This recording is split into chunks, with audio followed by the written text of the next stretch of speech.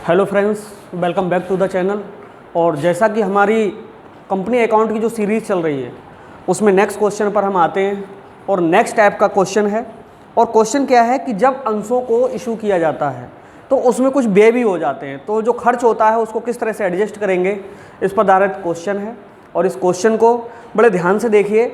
और आज मेरे हाथ में जो बुक है वो हिंदी मीडियम की बुक है, बट इसको सॉल्व हम करेंगे इंग्लिश में। ओके, समझिए, सुनिए, क्योंकि आपके पास बुक नहीं है तो मैं पूरे क्वेश्चन के लिए बराबर में शॉर्ट रूप में लिख दूंगा, जिसको आप देखिए और इसे सॉल्व कीजिए। क्वेश्चन कहता है कि सन 2015 में एक कंपनी ने 10 रुपये वाले 12,000 अंश निर्मित किए। देखिए, एक कंपनी है जिसने वर्ष 2015 में 10 रुपये वाले 12,000 जो शेयर्स हैं वो इशू किए हैं। तो हम इसको लिखेंगे किस तरह से कि एक कंपनी है, उसका नाम भी नहीं दिया है, तो ऊपर लिखेंगे journal entries in the books of करके डॉट डॉट लगा देंगे, क्योंकि हमें कंपनी का नाम पता नहीं है। यदि आप फिर भी लिख देंगे कोई भी कंपनी का नाम XYZ तब भी कोई फर्क नहीं पड़ता। तो हमने फॉर सपोज क्या लिख दिया, X लिख दिया। और इस कंपनी ने कितने, 12,000, ओके, 12,000 शेयर इशूड किए हैं। इशूड माने जारी, जनता के लिए बेचे हैं, और इनका जो रेट है वो एट द रेट ऑफ कितना है, 10 रुपीज़। 12,000 अंशों के लिए आवेदन प्राप्त हुए हैं, यानी जो एप्लीकेशंस हमें रिसीव्ड हुई वो कितने के लिए हुई, 12,000 के लिए ही हुई। राशि का भुगतान निम्न प्रकार से किया जाना है। आवेदन पर 3 रुपये, आवंटन पर 2 रुपये। देखिए, on application 3 rupees, on allotment 2 rupees, and next first call 3 rupees. जो प्रथम काल है वहाँ पर 3 रुपये हैं, और लास्ट वाले पे कितने हैं, 2 रुपये हैं। ओके, नेक्स्ट में कह रहा है कि जो अंश हैं उनका आवंटन कर दिया गया, और सभी याचनाओं की राशि मांग ली गई और प्राप्त कर ली गई। अंशों को जारी करने में 5,000 रुपये खर्च हुए थे, यानी expenses on issue of share, ये बिल्कुल नया टॉपिक है। वो कितने, 5,000 खर्च हुए हैं। ओके, तो हम जरा ध्यान से यहाँ पर देखेंगे कि जितना भी हमें पैसा प्राप्त होगा उसमें से इस 5,000 रुपये को क्या करेंगे, एडजस्ट कर देंगे। ठीक है, बस इतना सा है। जर्नल एंट्री बिल्कुल सेम होंगी। आइए करते हैं। तो किस तरह से जर्नल एंट्रीज होंगी देखते हैं। देखो, 12,000 शेयर इशूड किए हैं, कितने का है, 10 रुपीज़ का है। पहले हम ये देखते हैं कि यहाँ पर 10 रुपीज़ पूरे हो रहे हैं या नहीं हो रहे हैं। भाई 325, 325, 5, 5, 10, यानी इसका मतलब है कि ना तो डिस्काउंट है ना प्रीमियम है। कौन सा मूल्य है, सम मूल्य है।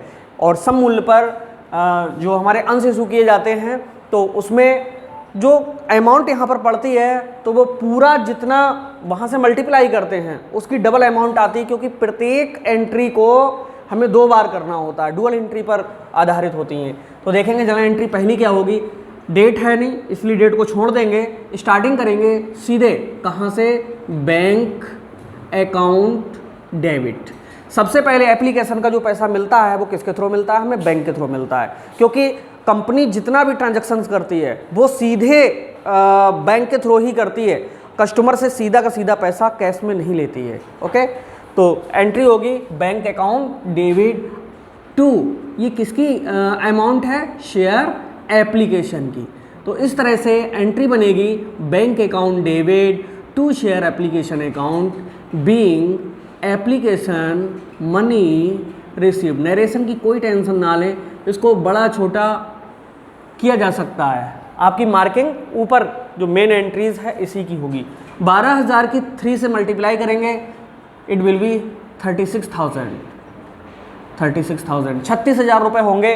अब क्या करना होगा, एप्लीकेशन का पैसा तो हमें मिल गया, इसी को हमें किस में ट्रांसफ़र करना है, कैपिटल में। क्योंकि कंपनी के पास में जितना भी पैसा आता है कंपनी अपने पास थोड़ी नहीं रखेगी, कंपनी सारा का सारा पैसा कहाँ लगा दे देती है, कैपिटल में लगा देती है, पूंजी में लगा देती है। इसीलिए इसी पैसे को जो क्रेडिट में है उसे पहले डेबिट करते हैं, शेयर एप्लीकेशन अकाउंट डेबिट। इसका हमें कैपिटल बनाना है, to share capital account.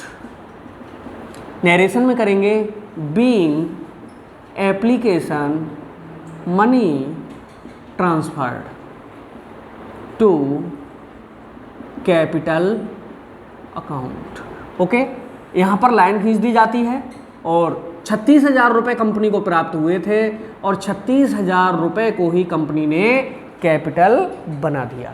Okay, अब हमें क्या करना है, एप्लीकेशन का तो पैसा मिल गया, पहले वाले से बात खत्म हो गई। एक बार आपके रिवाइज के लिए फिर से लिख दूं, फर्स्ट अमाउंट हमेशा एप्लीकेशन की, सेकंड हमेशा अलॉटमेंट का, थर्ड कौन सी कहलाती है, फर्स्ट कॉल, और चौथी बार है तो कौन सी कॉल, सेकंड कॉल।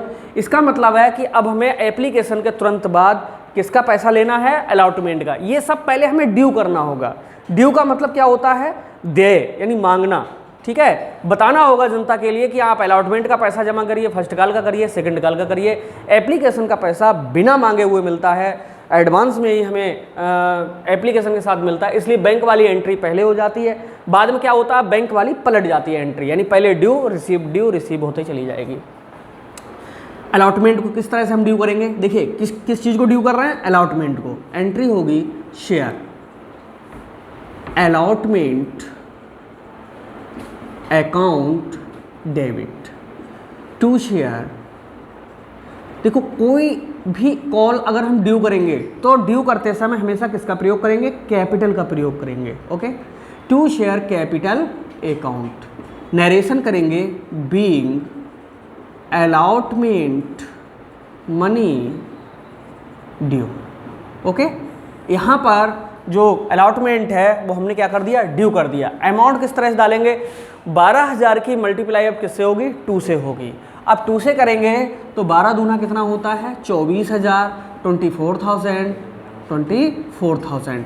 नेक्स्ट इसको क्या करना होता है, रिसीव्ड करना होता है। देखो एप्लीकेशन का पैसा रिसीव किया था तो bank account debit to share application हुआ था। अब अलॉटमेंट का पैसा रिसीव करेंगे तो एंट्री होगी bank account debit to share, किसका पैसा है ये, अलॉटमेंट अकाउंट। नरेशन करेंगे being allotment money received. Okay, यहाँ पर भी लाइन खींच दीजिए। देखो 24,000 हमने ड्यू किया था, हमें मिलेगा अभी कितना, 24,000 यानी 24,000। इस तरह से हमारी ये अलॉटमेंट की एंट्री हो गई। हम नेक्स्ट एंट्री के लिए ड्यू करते हैं, पहले ड्यू करना है फिर रिसीव करना है। अब हम कौन सी कॉल पे आ जाते हैं, एप्लीकेशन हो गया, अलॉटमेंट हो गया। अब हम चलते हैं कहाँ, फर्स्ट कॉल की ओर। एंट्री करेंगे, पहले ड्यू करिए, share first call account debit. Due करते समय हमेशा किसका प्रयोग करेंगे, कैपिटल का, टू शेयर कैपिटल अकाउंट। ये मैं जल्दी में लिखता हूँ, CAPITAL होता है कैपिटल अकाउंट। नरेशन में लिखेंगे, सॉरी 2 बार लिख गया, नरेशन में लिखेंगे बीइंग, कौन सी कॉल है, first call, being first call money, अभी हमने ड्यू किया है। लाइन खींच दीजिए और मल्टीप्लाई कर लीजिए। 12,000 की 3 से मल्टीप्लाई करेंगे, इट विल बी 36,000, यानी 36,000 हुआ और 36,000 हुआ। ओके, अब इसको हमें क्या करना होता है, रिसीव्ड करना है। रिसीव किसके थ्रू करते हैं, बैंक के थ्रू करते हैं, यानी एंट्री होगी bank account debit to share, कौन सी कॉल है ये, फर्स्ट कॉल अकाउंट। ओके, ये हमने रिसीव कर ली। नरेशन में लिख देंगे being first call money received. यहाँ पर लाइन खींच दीजिए। अमाउंट कितनी आएगी, 36,000 एंड 36,000। लास्ट कॉल बची है शेयर सेकंड एंड, देखो लास्ट वाली में फाइनल शब्द और जोड़ देंगे। Okay, second and final, second and final call account debit to share. Due करते समय क्या आएगा, कैपिटल आएगा, to share capital account. Due बिल्कुल वैसी होगी, बीइंग, अब हम यहाँ पर लिख देंगे सेकंड कॉल मनी क्या, ड्यू। ओके, यहाँ पर लाइन खींच दीजिए। अब 12,000 की 2 से मल्टीप्लाई करेंगे तो इट विल बी 24,000, यानी 24,000 हो सकता है नीचे ना दिखे तो ये एंट्री का जो शेष भाग है हम इधर कर देते हैं। देखो अभी तक हमने क्या किया है, एप्लीकेशन को रिसीव्ड किया और उसको ट्रांसफर कर दिया, यानी RT हुआ। फिर क्या हो रहा है, DR और DR, यानी ड्यू रिसीव्ड, यानी ये क्रम है। सरलता से अगर आपको सीखना है तो आपको यही एक क्रम है जो याद करना है। आप पहले आरटी लिख लीजिए। आरटी का मतलब है रिसीव्ड और ट्रांसफ़र, फिर ड्यू रिसीव्ड ही करते चले जाना। जितनी भी कॉल्स होंगी सबको ड्यू करेंगे तब रिसीव करेंगे। ओके, तो ये वैसे कोई रूल नहीं है, लेकिन अपने आप बनाया हुआ एक रूल्स है जिससे बच्चे बहुत जल्दी सीखने का प्रयास करते हैं और सीख भी जाते हैं। अब यहाँ पर हमने इस कॉल को ड्यू कर लिया है, सेकंड कॉल के लिए इसको हम रिसीव्ड करेंगे। तो कैसे रिसीव्ड होगी? देखो, रिसीव्ड का मतलब है कि हमें पैसा मिलेगा, और पैसा जब मिलता है तो क्या डेबिट होता है? बैंक, यानी bank account debit to share. ये किसका पैसा है? Second and final call account, यानी being final call money received. Okay, यहाँ पर लाइन खींच दीजिए। अमाउंट हमने जब 24,000 को जब ड्यू किया है तो रिसीव भी होगी कितनी? 24,000। ओके, अब हमारा एक जो नई एंट्री इसमें सिर्फ एक बढ़ेगी, वो कौन सी बढ़ेगी? देखो, जब हम जनता को जितना भी शेयर इशू कर रहे थे तो सारा का सारा हमें क्या मिल रहा था? पैसा मिल रहा था, ये क्लियर है। लेकिन क्या होता है कि जब हम अंशों को इशू करते हैं, जब हम जनता के लिए शेयर का डिस्ट्रीब्यूशन करते हैं, तो कभी कभी कंपनी का कुछ खर्च भी हो जाता है। जब शेयर इशू कर रहे हैं तो हमारे पास में पैसा आ रहा है, और जब खर्च होगा तो पैसा जा रहा होगा। तो एक बिल्कुल सिंपल सी एंट्री हम आपको रटवा देते हैं जिसको आपको ध्यान में रखना है। खर्चे को हमेशा क्या करते हैं? डेबिट करते हैं। और पैसा आ रहा था तो क्या हो रहा था? Bank account debit. हर जगह पर देखेंगे bank debit, bank debit, bank debit और बैंक डेबिट। लेकिन जब जाएगा तो जो डेबिट हो रहा था बैंक, वो क्या हो जाएगा? क्रेडिट हो जाएगा। तो डेबिट क्या होगा? जो खर्च हुआ है। तो इसकी एक बिल्कुल वैसे तो डबल एंट्री में कर सकते हैं, लेकिन सिंगल एंट्री में मैं समझा रहा हूँ।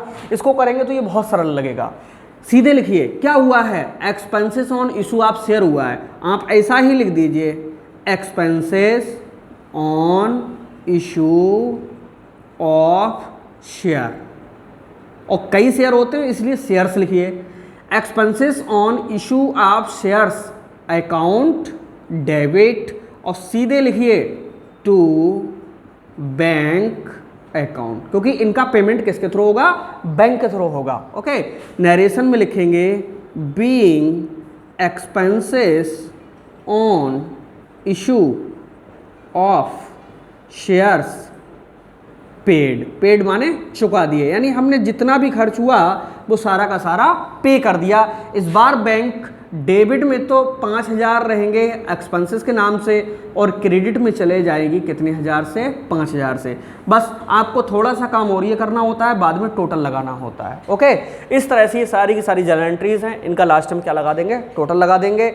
आपने सारी जर्नल एंट्रीज को देखा, देखने के बाद में इसको फिर से आप एक बार रिवाइज कर लीजिएगा और अच्छे से तैयार कर लीजिएगा, क्योंकि एक जो नया टॉपिक था ये बहुत छोटा सा टॉपिक था और एक ही एंट्री में हमने इसके लिए समझा दिया। अगर ये वीडियो आपको अच्छी लगी हो, हमारा पढ़ाया हुआ अगर समझ में आया हो, तो प्लीज़ चैनल को सब्सक्राइब कर लीजिए और अपने दोस्तों को भी शेयर कर दीजिए। मिलते हैं नेक्स्ट वीडियो में।